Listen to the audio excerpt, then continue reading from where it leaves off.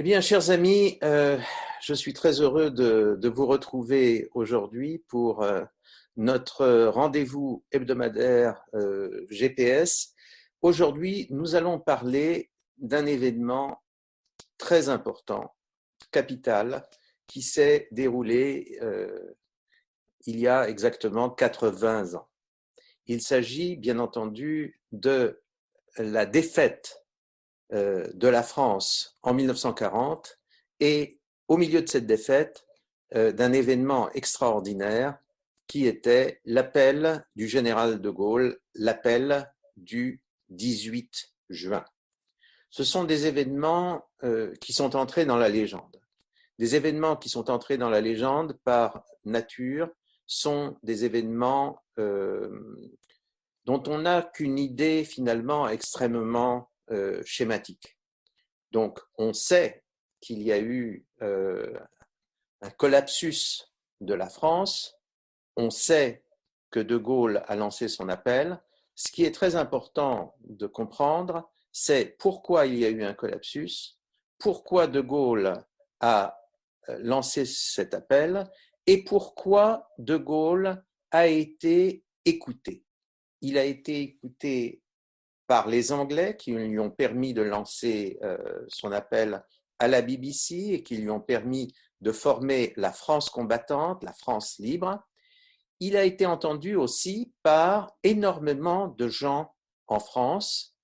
Si toutes les personnes qui étaient déjà dans un esprit de résistance n'ont pas immédiatement rejoint le général de Gaulle, il n'en reste pas moins que, dès cet instant, l'idée de résistance se regroupe, se focalise sur le général de Gaulle et sur son appel. Alors, commençons par le commencement. Comment et pourquoi la France a subi un tel effondrement en 1940 ? La France est entrée, nous le savons, dans la Deuxième Guerre mondiale, comme l'Angleterre, à la suite d'un très grand nombre on va dire, de victoires remportées par Hitler, de victoires diplomatiques, de victoires politiques et de victoires stratégiques. Et la moitié ou les trois quarts de ces victoires étaient en fait le résultat tout simplement de capitulation ou du moins d'hésitation venant de la part des alliés occidentaux, venant de la part de la France et de l'Angleterre. La France et l'Angleterre, pour des raisons diverses, pendant un certain temps ont eu peur de se lancer dans une nouvelle guerre mondiale et à un autre moment, la France et l'Angleterre ont eu le sentiment que si la guerre semblait désormais absolument inéluctable avec l'Allemagne, il serait peut-être bon de gagner le plus de temps possible afin d'être le mieux préparé possible en vue de pouvoir se battre avec une chance de gagner le combat. Ce qui se passe au début de la guerre de 1939, nous le savons, c'est que l'Allemagne mène une guerre éclair contre la Pologne. Ce que l'on sait moins bien, c'est que la Pologne se défend avec beaucoup de courage et même avec beaucoup de ténacité militaire et que la Pologne aurait peut-être pu résister beaucoup plus longtemps si elle n'avait pas été littéralement poignardée dans le dos par l'Union soviétique qui, pour des raisons qui sont les siennes, avait fait un pacte avec Hitler le 23 août 1939 et qui avait, dans le cadre de ce pacte, accepté l'idée d'un partage de la Pologne entre le Reich nazi et l'Union soviétique.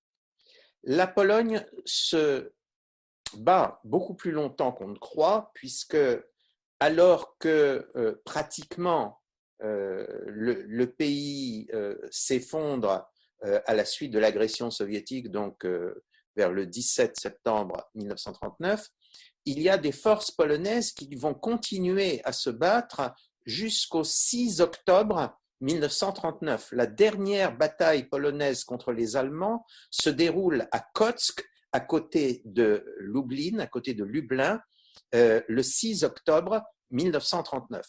Et il y a beaucoup d'officiers, de combattants polonais qui arrivent, qui réussissent à quitter la Pologne, à se réfugier d'abord en France, plus tard ils se réfugieront auprès des Britanniques et qui poursuivront la lutte contre les nazis.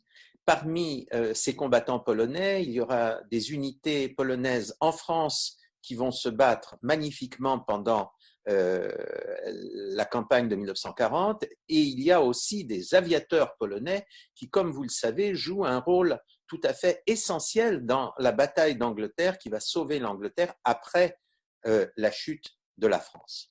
Du côté des Alliés, il y a réellement un comportement problématique.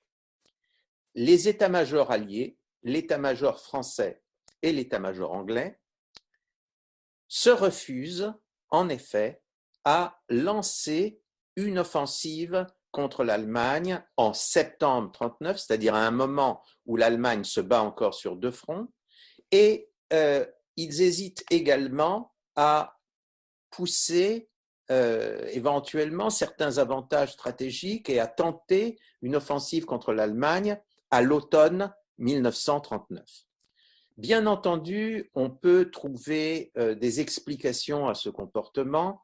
En gros, les Allemands, les Anglais et les Français estiment qu'ils ont absolument besoin d'une aide matérielle et d'une aide en armement qui est en train de leur arriver des États-Unis, et que s'ils patientent quelques mois de plus, ils pourront véritablement détenir une force militaire qui leur permettra de faire face à l'Allemagne hitlérienne. Ça, c'est l'explication qui est réelle, qu'on ne peut pas tout à fait écarter, mais qui, malheureusement, n'est pas la seule explication.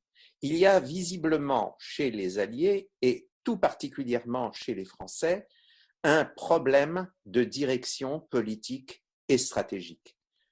Un problème de direction politique, la France est désemparée devant cette guerre qui se produit 20 ans seulement après le terrible conflit de 1914-1918 qui a littéralement saigné le pays démographiquement.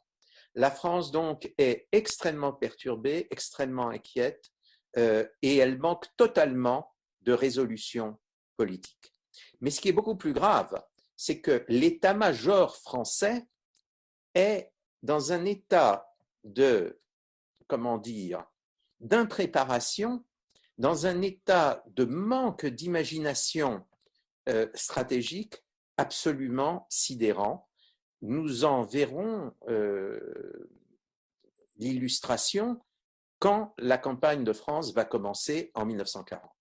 L'état-major français est dirigé par le général Gamelin. On sait que le général Gamelin, qui a eu une carrière, disons, à l'avancement, beaucoup plus qu'au mérite, que le général Gamelin, en réalité, est malade, qu'il est atteint tout simplement du degré ultime et dévastateur de la syphilis. Ceci, la plupart des gens ne le savent pas, mais c'est la réalité que les historiens savent aujourd'hui. Mais à part Gamelin, l'ensemble de l'état-major français est incapable de comprendre, d'analyser ce qui est en train de se passer. Quand je dis l'ensemble de l'état-major, il y a des exceptions. L'exception la plus importante, évidemment, c'est un colonel de blindés qui s'appelle Charles de Gaulle. Charles de Gaulle, c'est un officier brillant, un officier intellectuel. Vous savez que dans l'armée, on n'aime pas beaucoup les officiers intellectuels, mais un officier qui s'était fait connaître parmi ceux des dirigeants militaires qui sentaient qu'il fallait des idées nouvelles. Il avait notamment fait partie d'un petit cercle d'études militaires qui se réunissait auprès d'un officier qui se trouve être d'origine juive et qui était le principal animateur d'une réflexion stratégique dans les années 30, le fameux colonel Meyer. Le général de Gaulle, au tout début de 1940, envoie un mémorandum à l'état-major. Il faut bien se représenter les choses. L'état-major, ce sont des généraux à 5 étoiles. Ce sont des gens qui sont montés très haut dans la hiérarchie de forces militaires extrêmement hiérarchisées. Et le colonel de Gaulle, qui n'est pas rien, mais qui n'est quand même pas grand-chose vis-à-vis de cet état-major, envoie un mémorandum. Et dans ce mémorandum, il dit il faut que nous analysions la façon dont les Allemands ont mené leur guerre en Pologne. Il faut que nous comprenions que les Allemands ont inventé un nouveau type de guerre, un type de guerre fondé sur l'utilisation de la force mécanique, c'est-à-dire avant tout des blindés, mais aussi de l'aviation. Et notre doctrine militaire en France n'est pas à jour. Elle n'a pas intégré les nouveautés que nous avons constatées sur le front polonais. Elle n'a pas intégré ce que nous savons des nouveautés que les Allemands ont élaborées et sont en train d'utiliser. Donc le général de Gaulle, dans ce fameux mémorandum, dit il faut que nous réorganisions très vite, tout de suite, avant le printemps, que nous réorganisions notre armée, que nous fassions de nos forces blindées qui sont importantes, que nous en fassions un fer de lance autour duquel tout le reste de l'armée française doit être réorganisé et que nous ayons dans ce cadre-là le courage de recourir à l'offensive et au mouvement, puisque ce sont les Allemands qui l'ont décidé. La nouvelle guerre, à la différence de la précédente, est une guerre qui repose complètement sur l'offensive, le mouvement et la vitesse que donne la force mécanique. Ce mémorandum du colonel de Gaulle, bien entendu, n'est même pas pris en considération par l'état-major, mais il y a un certain nombre de personnes au gouvernement qui ne sont pas insensibles à l'argumentation de De Gaulle. En particulier, Paul Reynaud, qui à ce moment-là est le numéro 2 du gouvernement et pratiquement, on peut dire qu'il est la deuxième tête du gouvernement avec Daladier. Paul Reynaud a lu ce référendum et il se dit nous avons avec les idées de Gaulle quelque chose de très fort. Il faut que nous utilisions ce cerveau parce que c'est vraiment quelqu'un qui a une vista, une compréhension de ce qui se passe qui n'est pas commune. Ensuite, les événements se précipitent. Hitler a envisagé d'attaquer la France, en réalité, pratiquement au lendemain de sa victoire en Pologne. Il avait fait des plans pour attaquer la France dès novembre 1939. En définitive, il y a un certain nombre d'offensives qui sont planifiées du côté allemand et qui sont reportées à des dates ultérieures, notamment pour des raisons tout simplement de météo, mais aussi parce que chez les Allemands, on discute sans arrêt pour essayer de se dire comment on va mener cette offensive à l'ouest. Est-ce qu'on va juste refaire ce que l'on a fait en Pologne, ou bien est-ce que l'on fait quelque chose de nouveau et quelque chose de différent? Et finalement, Hitler décide de mettre en application un plan extraordinairement audacieux qui lui a été soumis par l'un de ses maréchaux, le maréchal von Manstein. Ce plan qu'adopte Hitler, c'est un plan qui consiste, comme en 1914, à traverser la Belgique pour attaquer la France, mais qui, à la différence de ce qui s'est passé en 1914, se propose également d'attaquer, de balayer la Hollande, et surtout, c'est un plan qui présente des différences importantes avec 1914. La première différence, c'est que on va décider de mener une offensive totalement inattendue à travers un secteur topographique impossible à traverser. Il s'agit du massif des Ardennes.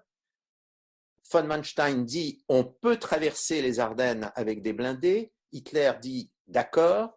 Et surtout, dans le plan de von Manstein, il y a cette idée qu'on va utiliser la force de choc et de terreur de l'armée allemande pour dresser, sans qu'ils s'en rendent compte, bien entendu, sans qu'ils le comprennent, pour dresser les civils hollandais, belges et français contre l'armée française et contre l'armée anglaise qui débarque pour soutenir l'armée française.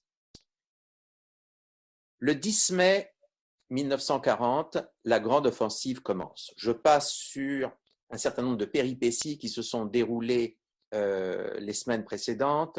En gros, il y a eu une sorte de campagne de diversion vers la Scandinavie que les Alliés n'ont pas réussi à très bien analyser. Au même moment, il y a une guerre entre la Russie et la Finlande. Il y a ce que Clausewitz appelle le brouillard de la guerre, le brouillard stratégique. Et dans ce brouillard, ceux qui savent où ils vont, et en l'occurrence, ce sont les Allemands, ont un avantage sur ceux qui ne savent pas ce qui est en train de se passer, c'est-à-dire les Alliés. Le 10 mai 1940, une offensive généralisée allemande est déclenchée à l'ouest, c'est-à-dire que l'Allemagne attaque le Luxembourg, la Hollande, la Belgique, et que, en attaquant de cette façon-là, elle attire l'armée française d'abord et l'armée anglaise ensuite dans un piège.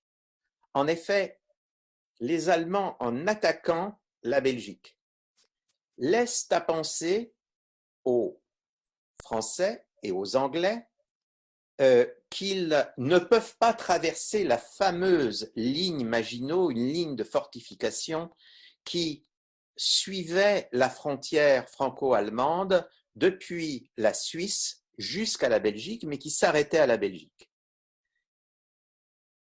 Les Français se disent, les Allemands nous attaquent en Belgique parce qu'ils ne peuvent pas franchir la ligne Maginot. Donc, la bataille va se dérouler en Belgique. Si nous sommes suffisamment rapides, nous pouvons écraser les Allemands en Belgique. Et c'est la clé de cette deuxième guerre mondiale, de cette deuxième grande guerre. Mais là, il va se passer quelque chose qui va déjouer totalement les plans des Français et des Anglais. Premièrement, comme je l'ai dit tout à l'heure, il y a quelques instants, les Allemands vont faire une offensive, une deuxième offensive, non pas sur la Hollande et sur la Belgique, mais ils vont faire une autre offensive contre la France à travers les Ardennes. Et ce champ de bataille, cette espèce de zone charnière qui était réputée infranchissable par des troupes modernes, ce champ de bataille va être complètement investi par les Allemands et les Allemands vont débouler au sud d'une armée française et d'une armée anglaise qui sont engagées en Belgique. En d'autres termes, les forces françaises et anglaises qui se sont actuellement en Belgique sont désormais menacées d'être prises au piège, coupées de leur arrière par la nouvelle offensive qui, elle, est partie des Ardennes, de Sedan, et qui est en train de cisailler la France derrière eux. Lorsque les soldats, les militaires, les dirigeants militaires français et anglais découvrent cette situation, ils sont pris d'une sorte de panique. Ils comprennent qu'ils doivent de toute urgence battre en retraite. Et c'est là que le deuxième volet du plan allemand se met en marche. Le deuxième volet, c'est la terreur, c'est l'utilisation stratégique de la terreur. Les Allemands bombardent des objectifs civils en Hollande et en Belgique.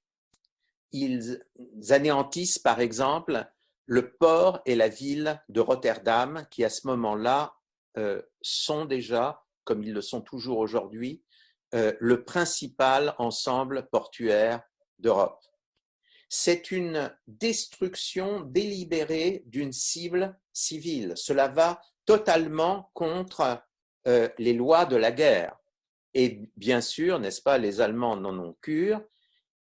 Il y a un premier effet de terreur qui s'abat sur les populations de la Hollande, de la Belgique, à la suite de ce bombardement et d'autres bombardements analogues. Quand, en plus, les forces françaises et anglaises décident d'évacuer à toute hâte la Belgique et la Hollande, qu'est-ce qui se passe chez les civils belges et hollandais? Surtout les civils belges, puisque la Hollande est en fait neutralisée extrêmement rapidement. Eh bien, ils fuient. Il y a, comme cela avait déjà été le cas en 1914, des masses de civils belges qui prennent la route, qui essaient de se réfugier en zone plus sûre, c'est-à-dire en France. Lorsque les civils français du nord de la France voient d'une part les forces françaises reculer devant les Allemands et d'autre part les forces anglaises, elles aussi, reculer, et enfin sur un troisième plan, les civils belges s'enfuir, eh bien les civils français, à leur tour, se mettent à s'enfuir. Il y a une machine infernale qui se met en marche, c'est ce que l'on appelle l'exode. Et l'exode, il faut bien comprendre ce que c'est. Il y a un écrivain français qui a eu une phrase absolument terrible après la guerre de 1939-45. Il a parlé de l'exode en disant un pays tout entier qui a la chiasse. C'est un mot terrible et c'est malheureusement ce qui se passe. Cet écrivain français, c'était Roger Nimier, mais il y a eu beaucoup d'autres écrivains, comme vous le savez, qui ont raconté exactement la même chose, beaucoup d'autres témoins. Dois-je vous signaler Suite française de Irène Nemirovsky, qui raconte avec un talent tout à fait considérable ces événements tout à fait tragiques. Les Allemands utilisent la terreur avec une ténacité qu'il faut qualifier d'absolument diabolique. Non seulement, les Allemands, dans un premier temps, ont bombardé les villes de Hollande, de Belgique et maintenant du nord de la France pour terroriser la population civile. Mais en plus, au fur et à mesure que la population civile s'enfuit, prend la route, chacun s'enfuyant par les moyens dont il dispose, avec des voitures, avec des charrettes, voire même à pied, et il y a des avions allemands qui viennent mitrailler les colonnes de réfugiés. Un autre crime de guerre s'ajoute au crime que nous venons de décrire. Un deuxième crime de guerre s'ajoute. Et pour que ce mitraillage des civils donne toute sa mesure, les avions allemands sont munis de quelque chose qui ne leur sert absolument à rien sauf à terroriser. Ils sont munis de sirènes. Ils sont munis de sirènes et lorsque ces avions descendent en piqué sur les colonnes de réfugiés pour les terroriser, les sirènes se mettent en marche. On n'a jamais vu ça, on ne comprend pas ça. Imaginez quelle peut être la réaction des civils qui non seulement se voient bombardés par des avions allemands, mais qui, en plus, entendent ces avions allemands fondre sur eux dans un bruit de sirène qui, bien entendu, ne fait qu'augmenter au fur et à mesure qu'ils se rapprochent de leurs objectifs, de leurs pitoyables objectifs. Le résultat est que il y a bientôt quelque chose comme une dizaine de millions de personnes sur les routes du nord de la France, que ces civils empêchent tout simplement les forces françaises d'opérer, de pouvoir manœuvrer. Et de ça et là, vous avez des généraux ou des colonels. Par exemple, il y a le général de Gaulle lui-même qui décide de se battre à la tête de son régiment de chars à Montcornet. Eh bien, en réalité, les forces françaises ne peuvent même plus réagir. Mais elles ne peuvent plus réagir. L'imagination créatrice en matière stratégique qui peut venir à certains officiers est anéantie, est neutralisée par le chaos qu'il y a sur le terrain, mais de plus, et avant tout, l'état-major français est anéanti lui-même, ne cherche même plus à imaginer comment il peut redresser la situation.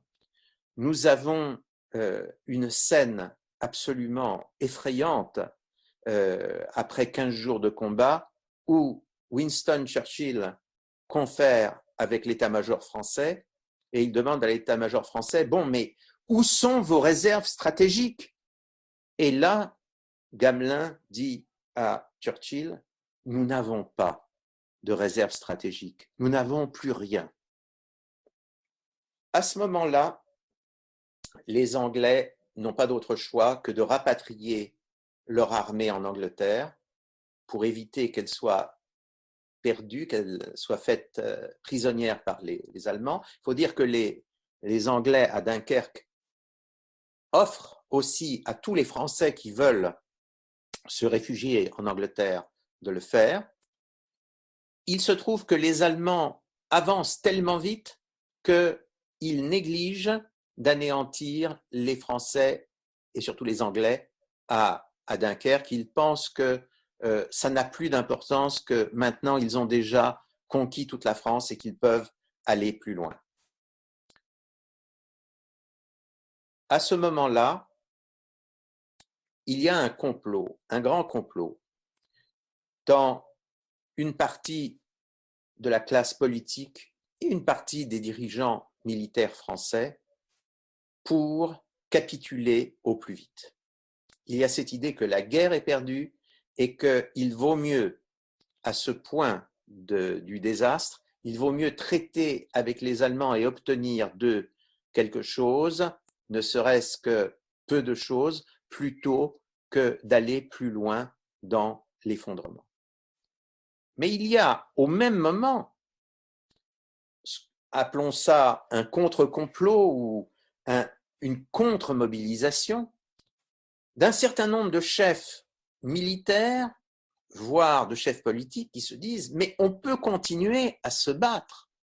Et c'est là que je veux en venir à la clé de ce qu'on a appelé l'appel du 18 juin et la création de la France libre.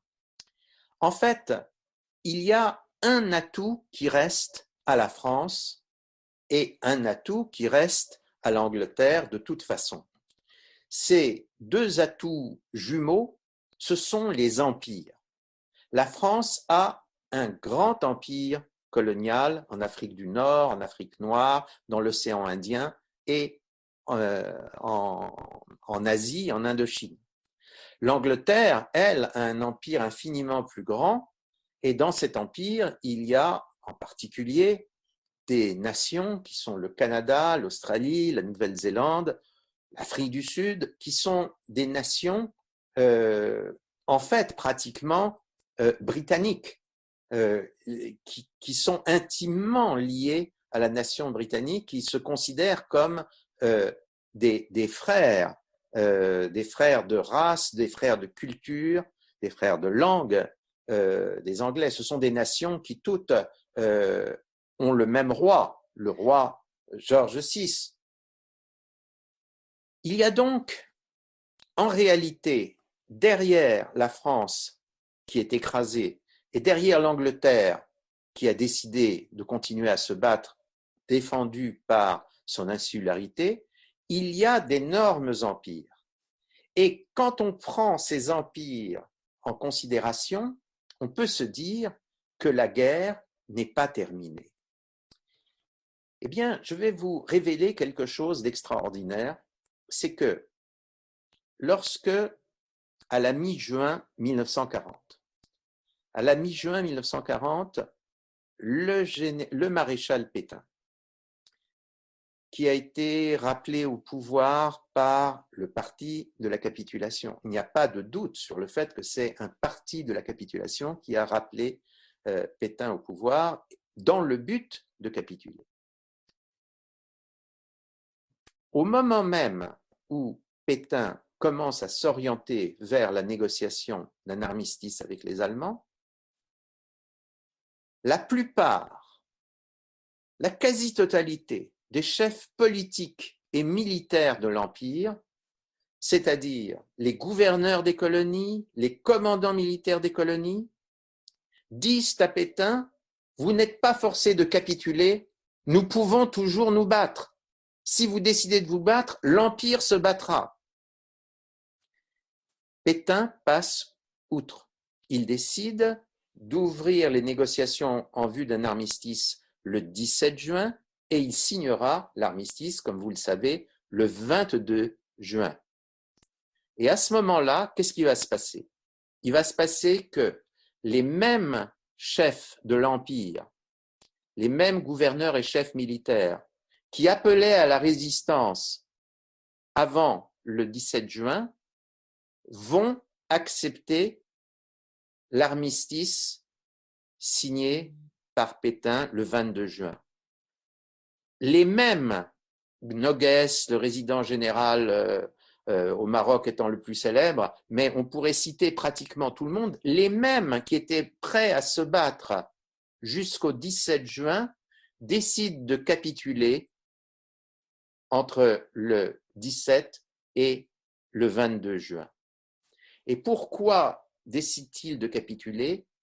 Ils décident de capituler pour la plupart parce qu'ils sont séduits par le programme de renversement de la République que Pétain a amorcé parallèlement à sa capitulation.